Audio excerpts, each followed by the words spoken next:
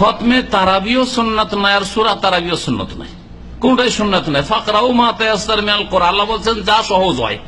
যদি কোন মসজিদে ভালো হাফেজ পেয়ে যান আর গোটা খতম করে তো ভালো কথা, আর যদি খতম না করে সেটাও সুন্নাত।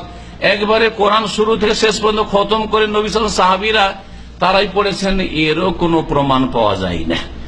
তবে সাহাবায়ে কেরাম তাবেঈনদের যুগে যারা ভালো হাফেজ ছিল, যেমন উবাই বিন কাব, তামিম দারি, এরা ভালো হাফেজ ভালো কারি ছিল, তাদের ইমামতিতে তারাই পড়ানো হইতো।